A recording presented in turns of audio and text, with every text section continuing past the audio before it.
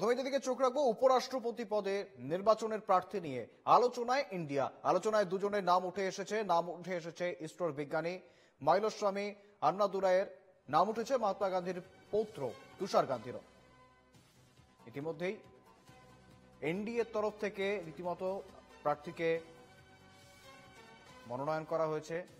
অন্যদিকে ইন্ডিয়া জোটও কিন্তু উপরাষ্ট্রপতি নির্বাচনের প্রার্থী নিয়ে আলোচনায় রয়েছে। আলোচনায় দুজনের নাম উঠে এসেছে, ইসরোর বিজ্ঞানী মাইলস্বামী আন্নাদুরাইয়ের এবং উঠেছে নাম মহাত্মা গান্ধীর পৌত্র তুষার গান্ধীরও। আরো জানবো বিস্তারিত, সঙ্গে রয়েছেন প্রতিনিধি বাসব রায়। বাসব, একদিকে এনডিএ তাদের প্রার্থী নাম ঘোষণা করেছে এবং বিরোধীদের সঙ্গে আলোচনা করেছেন, সমর্থন চেয়েছেন। অন্যদিকে ইন্ডিয়া জোটের বৈঠকেও দুটো নাম উঠে আসছে। বাসব।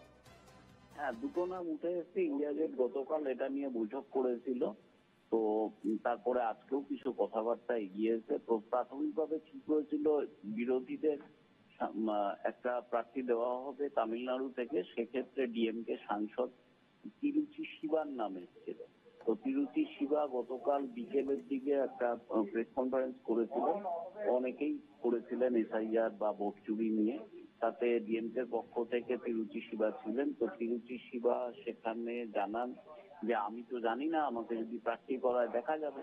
তো তারপরে এই নামটা রাতের দিকে তিরুচি শিবা সরে যান। রাতের দিকে দুটো নাম চলে আসে বিরোধীদের।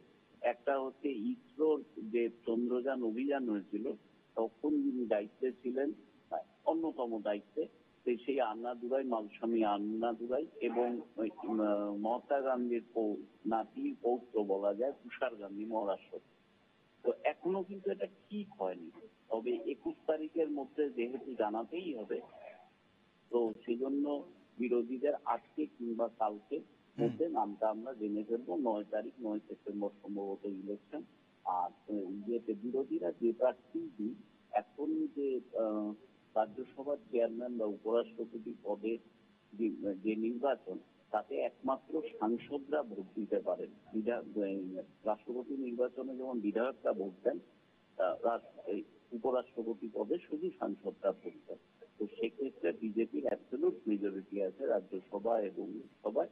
ফলত নির্বাচনটা নামমাত্র নির্বাচনই হবে। বিজেপি বা এনডিএর যিনি প্রার্থী তিনি পরবর্তী রাজ্যসভা চেয়ারম্যান হবেন। শুভেন্দু। একেবারে বাসব, তুমি সঙ্গে দেখো। অন্যদিকে এই বিষয়ে অখিলেশ যাদব কি বলছেন শুনবো। हमारे इंडिया गठबंधन के लोग भी मिलकर के कुछ तय की हमारे इंडिया गठबंधन के लोग भी मिलकर के कुछ तय की हमारे इंडिया गठबंधन के लोग भी मिलकर के कुछ तय की